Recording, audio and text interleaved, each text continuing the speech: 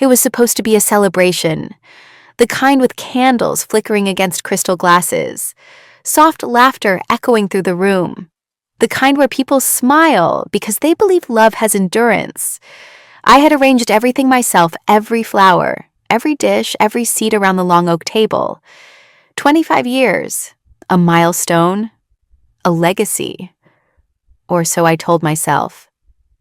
I wore the silver dress he once said made me look like the woman he married. I had even curled my hair the way he used to like it. That night, I was more hostess than wife. I moved through our home, greeting guests, pouring wine, complimenting dresses, thanking people for coming. My heart beat in my throat, not from joy, but from the quiet scream of knowing. I watched him stand at the head of the table, a practiced smile on his lips, his hand curled around a glass of champagne. He tapped the rim with a fork once, twice, and the room stilled. Everyone looked at him like he was the man of the hour. I looked at him like he was a stranger holding my life in his hand, ready to drop it for applause. And he did. I want to toast to new beginnings, he said, lifting his glass. Tonight, I want to tell you all that I've decided to start a new chapter. He glanced at me, briefly, like he expected a meltdown, a reaction. He got none. I simply tilted my head, smiled, and raised my own glass. Cheers, I whispered. They thought I didn't know. They thought this was the night my world would unravel. But mine had already ended, quietly. Months before, it ended on a Tuesday afternoon, with a misplaced folder on his desk slightly ajar, the edge of a document peeking out like it was daring me to look. I did. A lease, not for an office, not for storage, but for an apartment. One I'd never seen.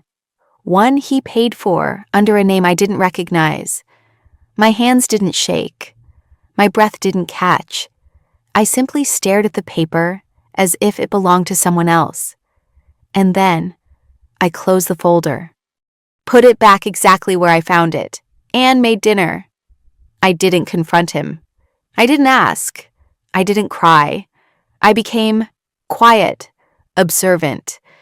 I started noticing the details: receipts, new cologne, his habit of texting in the hallway. He grew careless. Or maybe he believed I wasn't capable of piecing things together. But I've always been good with patterns. I started gathering, tracking, recording every message, every financial transfer, every fabricated work trip. I became the archivist of my own betrayal. I remember the night I installed the software on his phone while he slept. His face was turned toward me, mouth slightly open, the breath of a man who believed in his own invincibility. I watched him for a long time, the glow of the screen lighting my face. It wasn't hatred I felt. It was clarity. He thought he had the upper hand. He thought I was soft. But I wasn't soft, I was silent. And silence is not weakness. It is strategy. He continued his affair, blissfully unaware. A woman in her 30s? Predictable? I knew her name before he ever said it aloud. I knew the lipstick shade she left on the wine glass. I even knew which drawer he kept her toothbrush in, tucked behind old paperwork, as if deception could be filed away. Meanwhile, I scheduled a meeting with a woman named Caroline. She was a lawyer, elegant, precise. The kind of woman who didn't blink when I handed her the USB drive full of screenshots, voice recordings, and transaction history. She took one look at the folder and said, "You've done half my job for me." I smiled. "Not yet," I said. Every morning after that, I played the role, the devoted wife, the woman who packed his lunches and reminded him about dry cleaning. He would kiss my cheek, and I would kiss his betrayal. My hands never trembled. My eyes never flinched. I was perfect. Because perfect was dangerous. perfect was invisible. He never suspected. Not even when I suggested we host an anniversary dinner. Not even when I insisted on inviting everyone from his boss to his college roommate. He thought I wanted to celebrate us. He didn't see the stage I was building for him to fall from. And that night, when he made his little speech, thinking he'd caught me off guard, I saw it, the flicker in his eyes. The brief moment where he waited for the gasp, the tears, the public unraveling. Instead, I smiled. And when the room emptied and the music faded, and he finally asked, "You're not surprised?" I handed him a small ivory business card. "You'll want to call her in the morning," I said. His hands shook. Mine didn't. He stared at the card like it was written in a language he had never seen before. Caroline's name was embossed in gold, understated, but commanding. Beneath it, a direct line. No office number, no receptionist. Just a call that would change the direction of his neatly hidden narrative. He looked up at me, his mouth half open, words stalled in his throat, and I waited, quietly. Not for an explanation, those had expired long ago, but for the recognition. That split second when a man realizes the game he thought he was winning had been lost before he even sat at the table. He didn't sleep that night. He wandered through the house like a ghost, opening drawers, checking his laptop, rereading texts he had deleted, as if he could erase the evidence through sheer panic. I lay in bed, unmoving, eyes open in the dark. I had already buried the version of myself that would have fought for him. That woman had died in silence, somewhere between the 9th lie and the 12th. The one who remained was no longer interested in begging or fury. She was after something cleaner, final. By dawn, he had called her. I know because Caroline forwarded me the transcript. He had stammered his way through pleasantries, then asked her if she could clarify the situation. She had, in detail.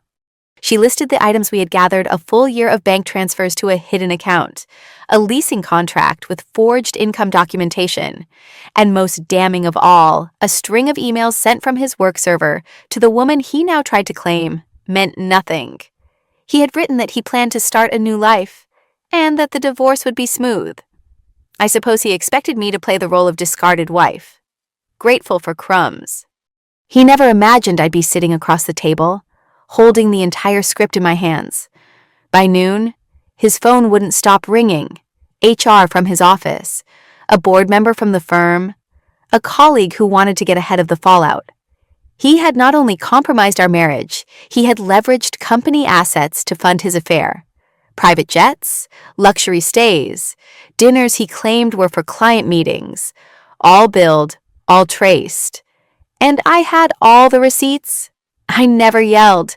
I never threw things. The most violent thing I did was sip my coffee while he stood in our kitchen, sweating in his undershirt, realizing his version of reality had collapsed in on itself. He reached for me once, said my name like it was a plea. I stepped back.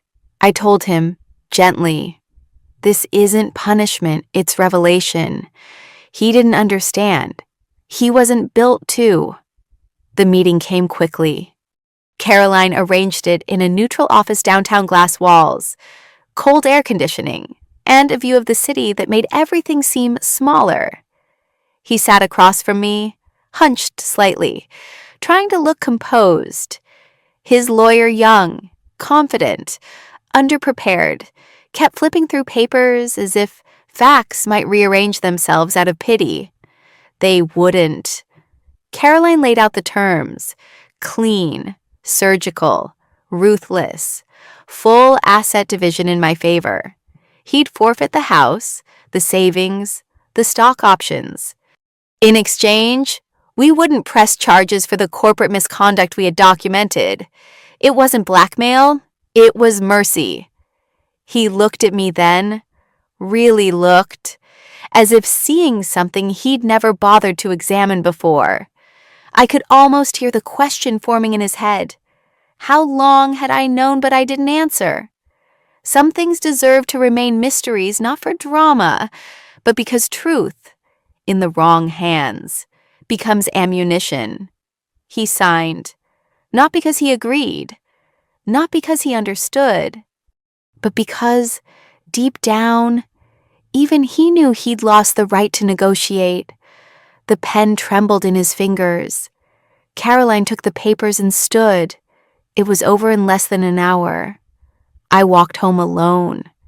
It wasn't raining, but the air had that weight to it, thick, expectant, like the sky had decided to hold back for one more moment. I passed the cafe where we used to sit on Sunday mornings, the bookstore where we picked out baby names, the quiet alley where he once told me he'd love me even when we're old.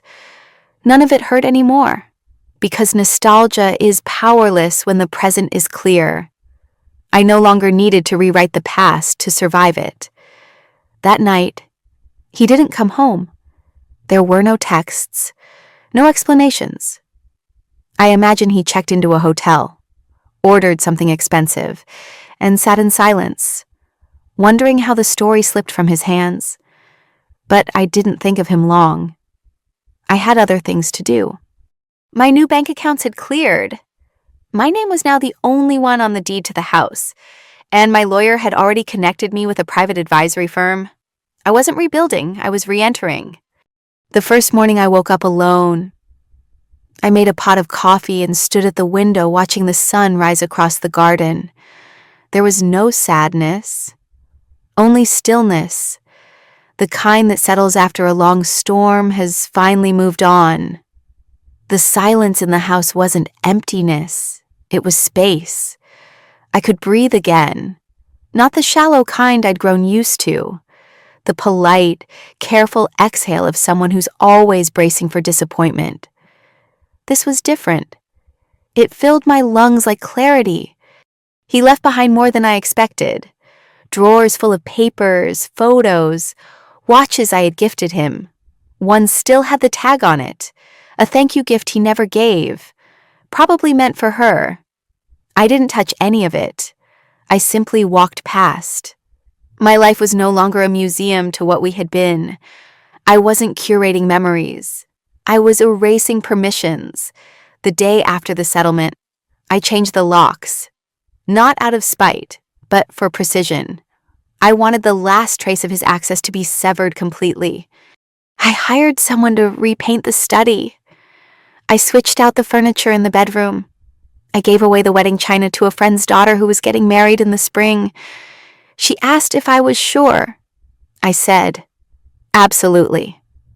Because when something loses its meaning, it stops being sacred. It becomes clutter. The calls started coming about a week later. Mutual friends. His sister. A former colleague who'd heard a version of the story that painted him as confused, heartbroken, misunderstood. I said nothing. I let them talk. Let them offer condolences they didn't fully understand. Let them imply I was the one who should have fought harder. And I smiled, because silence is stronger than defense.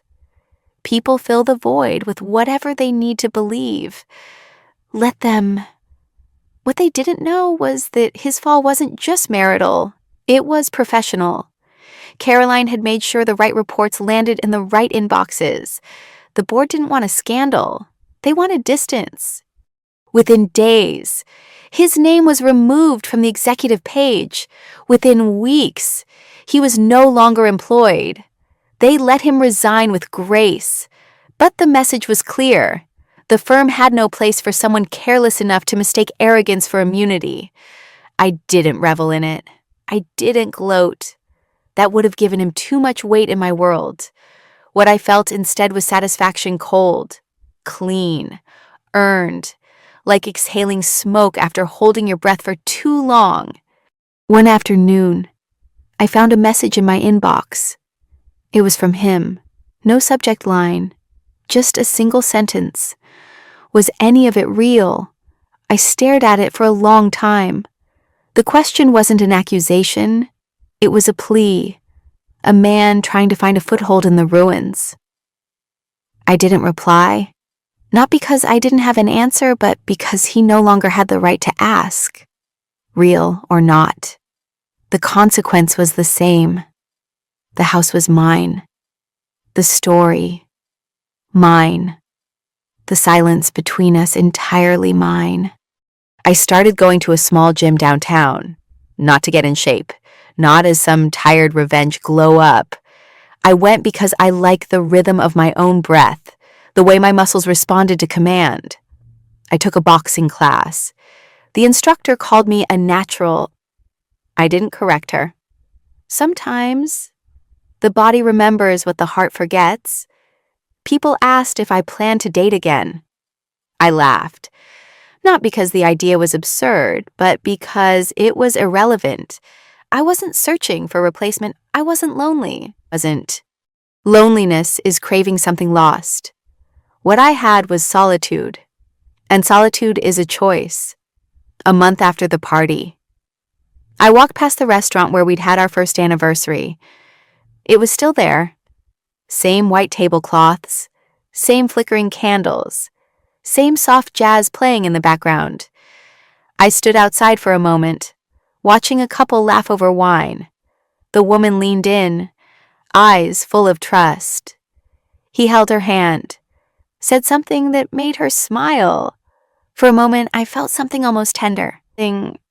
Not envy, not grief, just a gentle ache for a time when I believed in those small gestures. And then I turned and kept walking, because I no longer needed dinner reservations to feel chosen.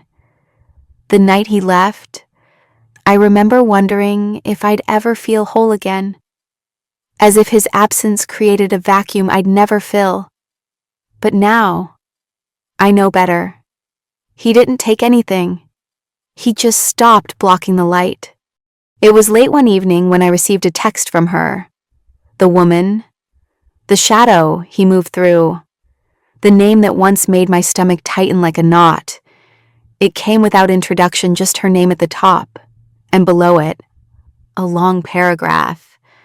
She said she hadn't known, said he told her we were separated, said she thought I was unstable and refusing to let go. That was the story he sold her, and she bought it because she wanted to. Because it's easier to believe a villain exists when it justifies your place in someone else's lie. She ended with, "I didn't mean to hurt you. I hope you find peace. I read it once, then deleted it. I didn't need her guilt. I didn't need her apology wrapped in self-preservation. What I needed was already done." She was not my enemy. She was a symptom, a side effect of a man who built intimacy like a business deal, strategic, cold, always with an exit clause. A week later, I learned she had left him quietly, without drama, just packed her things and moved out of the apartment I had paid for, unknowingly, for over a year. Perhaps she saw the cracks in his charm. Perhaps she realized he wasn't choosing her. He was escaping me. There's a difference. One is a decision. The other, cowardice. I never told anyone about the files I kept, not even Caroline. I had a separate drive encrypted, hidden in plain sight where I stored everything. Not because I needed more leverage, but because truth deserves witnesses, even in silence. I kept screenshots of late-night messages, recordings of phone calls, financial spreadsheets with color-coded annotations, a digital archive of the man behind the mask. Someday, if I ever doubted myself, I wanted to remember that I hadn't imagined it, that I had seen clearly, that I had survived, not because I was lucky, but because I was methodical. He tried to reach out a few more times. A voicemail on my birthday, an email with a forwarded article he said reminded him of us, as if nostalgia could substitute for repentance, as if memory could soften the edges of betrayal. I never responded, not once, not because I was angry, but because responding would have made him relevant again. and irrelevance, I've learned, is the cruelest truth you can hand someone who believed they were your world. The house grew quieter. I replaced the old carpets, swapped the family portraits for landscapes. I found peace and simplicity. No more curated smiles, no more pretending, just morning light, clean sheets, and music I didn't have to turn down for anyone else's comfort. One morning, I ran into his brother at the grocery store. He looked older, smaller. He asked how I was doing. I told him I was well. He hesitated, then said, "He's not the same. You know." I looked at him and said, "Neither am I."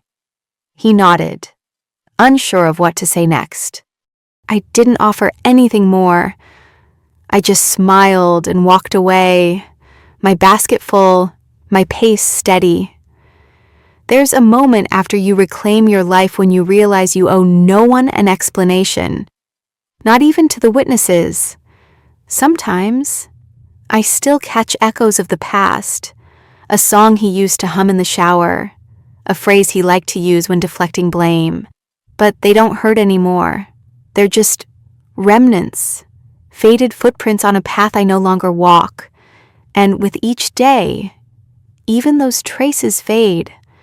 I started writing again, not for an audience, just for myself. Pages filled with thoughts I used to swallow, words I was once too careful to speak aloud.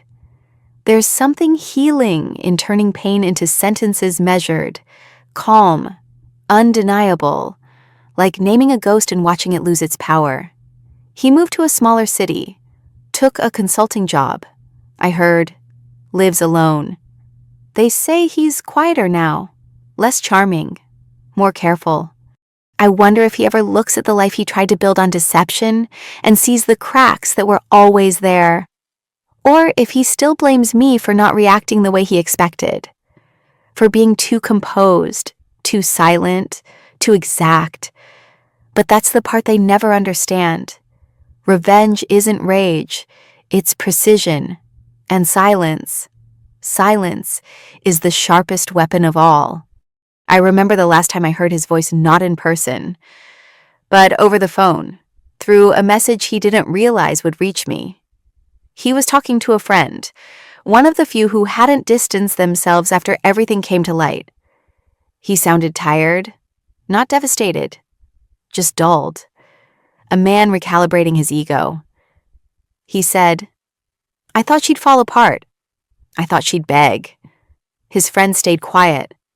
And then, he said something that made me pause. She didn't even scream. She just ended it. There was something in his voice I couldn't quite name. Not regret, not remorse. It was smaller than that. Maybe disbelief. Maybe the first taste of accountability. I replayed it once.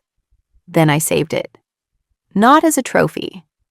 Just as a reminder that silence executed at the right moment lands louder than any scream ever could.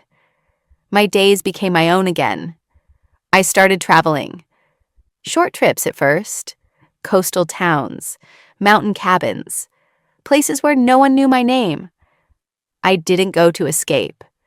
I went to remember who I was before I became his accessory. Before every plan, every holiday, every future detail had to be approved, edited, compromised. I bought a pair of hiking boots, booked a one-way ticket, took photos I didn't post, because privacy, I've learned, is a kind of luxury, and I had earned it. I stopped explaining my choices to people. When friends asked why I didn't fight for the marriage, why I didn't try therapy or mediation or second chances, I looked at them with something close to pity. Because they didn't understand the full shape of betrayal. They saw fire. I had lived through the smoke. Therapy doesn't rebuild a house that was never sound. It just teaches you how to pretend the cracks aren't dangerous. Sometimes, late at night, I would reread parts of the deposition. Not for satisfaction. Just to remember how far I'd come. The language was clinical, cold, but between the lines, there was a map of deception, of arrogance, of every decision he made, believing I would never see it. That's what always struck me. Not the betrayal itself, but the ease with which he assumed I wouldn't notice, wouldn't act, wouldn't win. One afternoon, Caroline called. Not for legal updates, those were long done. Just to check in. She said she still tells my story to new clients. Not by name, of course, but as an example of preparation, of strategy, of silence, done right. You didn't burn him, she said. You exposed him, and that's harder to recover from. I thanked her, not just for her work, but for never doubting me. She was one of the first people who saw what I was doing and didn't flinch. Sometimes, all you need is one person who understands the power of a quiet woman with a plan.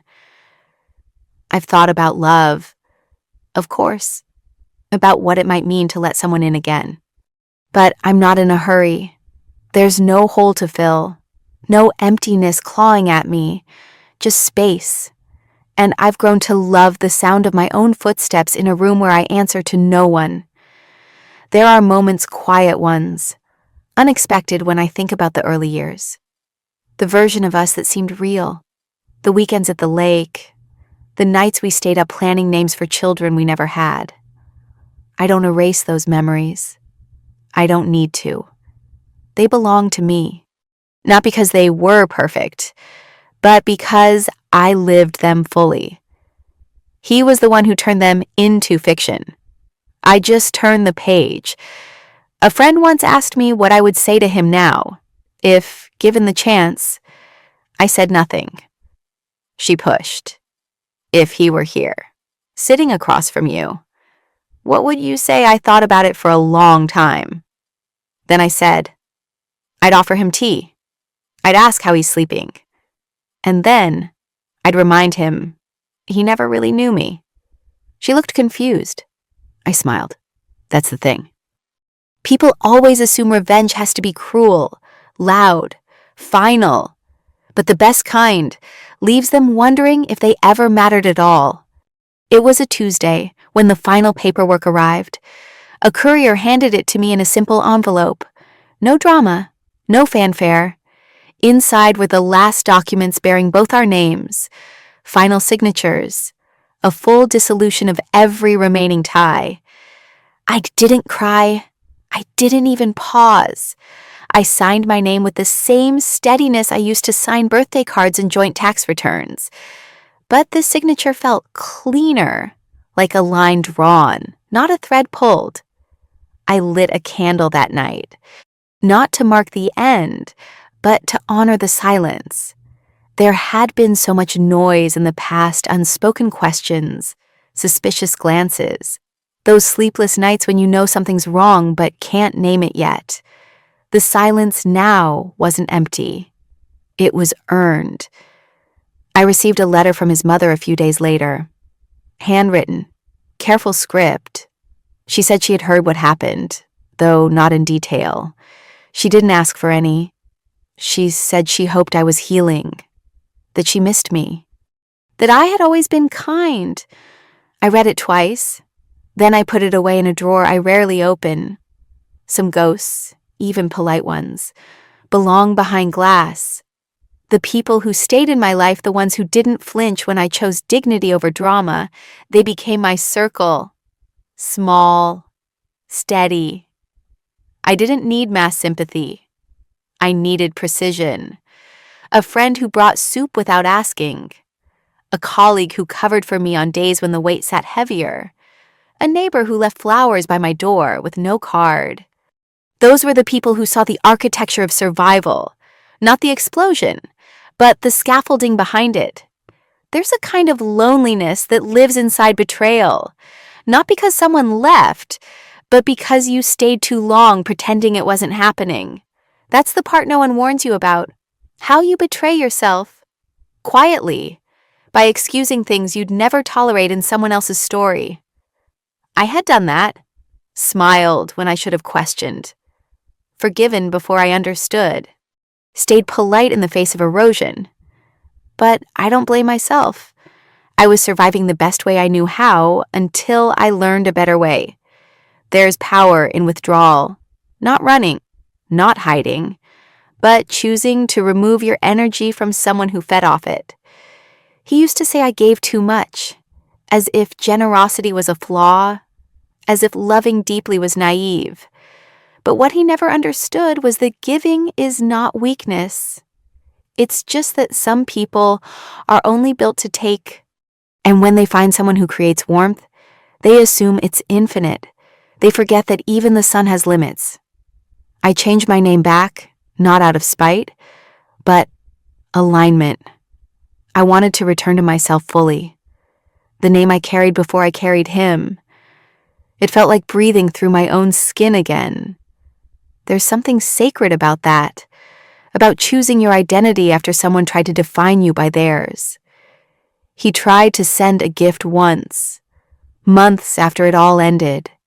A book, wrapped neatly, no note. I recognized the title. It was one we had once read together on a beach, years ago. A novel about second chances, about love weathering storms.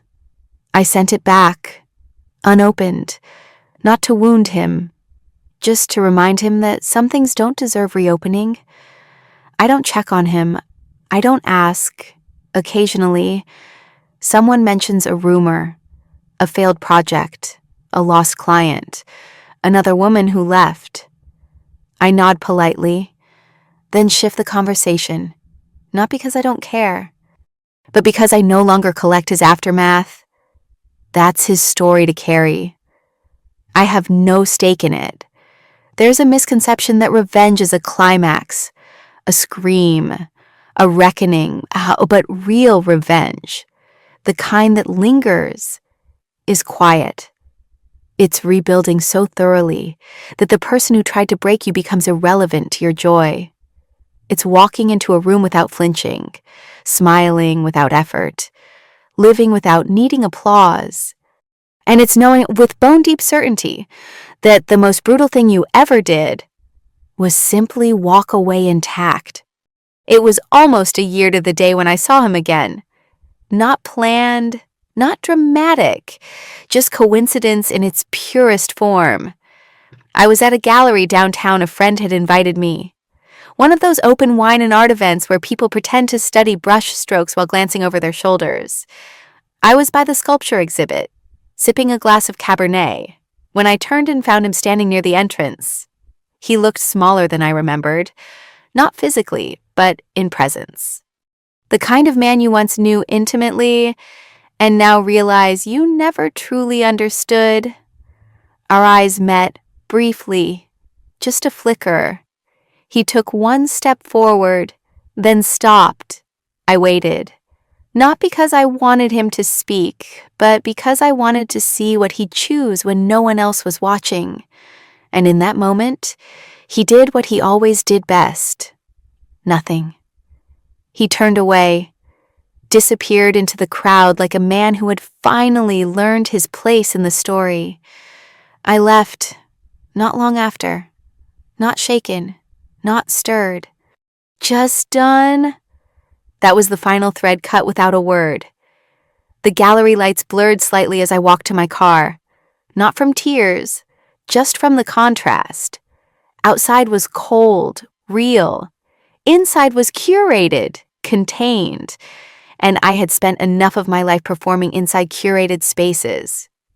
That night, I slept without dreams. A rare thing. I woke rested, clear, and I realized something. I no longer lived in reaction to him. My peace wasn't the absence of conflict. It was presence my own, finally undiluted. I started mentoring, quietly. Just one or two women at first, colleagues, acquaintances, friends of friends. Women who whispered their doubts over coffee cups, who said things like, "It's probably nothing," and "Maybe I'm overreacting," while their eyes said everything else. I didn't offer solutions. I asked questions, the right ones. the kind that make you look at your life sideways and wonder how long you've been playing dead. One of them asked me once, how did you know it was time to leave? And I said, when I stopped trying to make him better and started trying to make myself whole. She stared at me for a long time. Then she nodded, quietly, like someone who had just found the edge of their own cage. I still keep the business card, Caroline's. It's tucked in the back of a drawer I rarely open. Not as a threat, as a reminder. That at the lowest point of my life, I didn't scream, or crumble, or collapse. I calculated. I consulted. I acted. And I won. Sometimes, when I walk through the house now barefoot, robe trailing behind me, I pause by the mirror. I don't look for flaws anymore. I don't check angles or smooth wrinkles or wonder if I look like someone worth loving. I look for the quiet in my eyes. And when I see it, I smile, because that stillness was the hardest thing to earn. I don't tell many people the full story. Not because I'm ashamed, but because most people don't know what to do with precision. They expect rage, fire, melodrama. They want the blood, the scream, but I don't give them that. I give them calm. I give them truth without apology. And most of all, I give them nothing they can gossip about. Reputation used to matter to me. How I was seen, how I was described. But now I understand something deeper. Character isn't what people say about you. It's what remains when no one's looking. And what remained, after everything, was me unbroken, unbent, and finally, unbothered. There's a freedom in walking away without slamming the door, in leaving fingerprints nowhere, in rewriting your life not with vengeance, but with precision. He thought the toast would mark his liberation, that announcing our end in front of family, friends, and colleagues would give him control. He didn't realize I had already written the last line, and I didn't need to raise my glass to make the room go silent. I sometimes wonder if he tells the story differently now. If, in some version, he paints himself as the man who lost everything in a moment of misjudged honesty, the kind who tried to do the right thing too late. Maybe he tells people I blindsided him, that I was cold, strategic, merciless, and perhaps they nod, offer sympathetic glances, say things like, she must have been bitter. Let them. Truth doesn't need a chorus. It just needs time, and time has never lost a case. What I do know is this: he underestimated the power of stillness. He mistook my silence for submission, my calm for blindness. But that's the difference between people like him and people like me. He was always trying to be seen. I was always watching. The last email he ever sent came on a rainy Thursday. Subject line blank. Just a single sentence, I hope you're happy now. I stared at it for a while. Not because it touched me, but because it revealed everything he still didn't understand. Happiness was never my goal. Freedom was. I deleted the message, emptied the trash. Not out of cruelty, but finality. Closure, for me, wasn't a conversation. It was a click. Clean. Permanent. There's a small framed photo I keep on my desk now. Not of us. Not even of me. It's a landscape from a trip I took alone. A stretch of coastline. Wind in the grass. Sea crashing against stone. I took it with no intention of preserving anything, just to capture how the world looked the day I finally felt like I belonged to myself again. When I look at it, I don't remember him. I remember the silence, the salt in the air, the feeling of both feet planted firmly in my own life. They say healing isn't linear, that it comes in waves. I don't know about that. For me, it came in layers, in the peeling back of years of compliance, of doubt, of waiting for someone else to change. Healing wasn't soft. It was surgical, precise, like removing a splinter embedded for so long you'd almost forgotten the pain until it's gone, and you realize you've been limping without knowing it. Some people look at the wreckage of a relationship and try to rebuild. I didn't. I let it burn. And from the ashes, I built something better. Not a palace, just a place where I could live unedited. I've learned that you don't always get an apology, or an explanation, or closure in the form you want. Sometimes, all you get is the space he used to fill, and what you choose to do with it, that's the real ending. I filled it with peace, with plants that didn't have to be approved, with late nights that weren't waiting for someone to come home, with friendships that didn't require performance.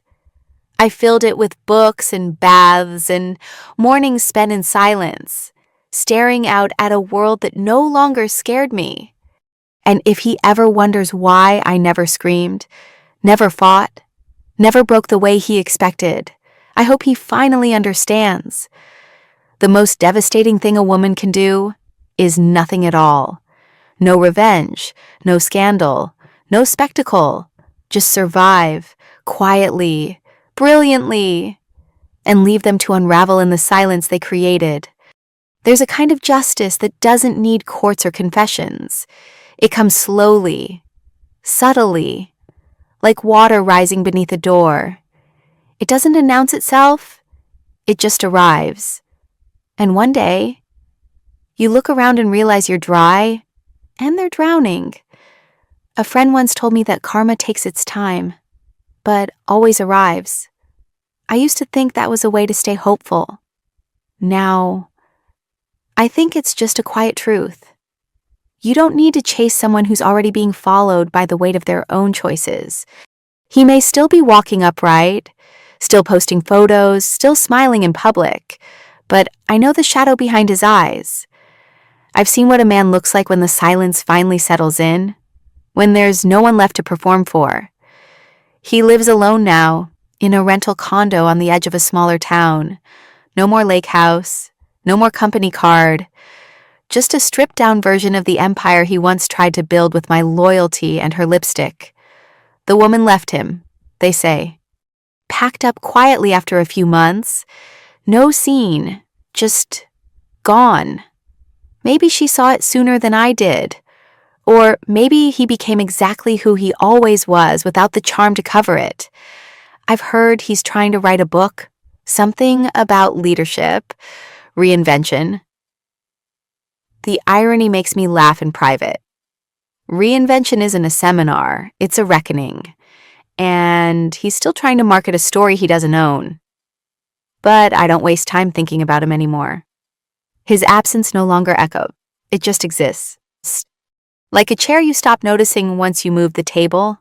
Irrelevant, stationary, dust-covered. I walk differently now.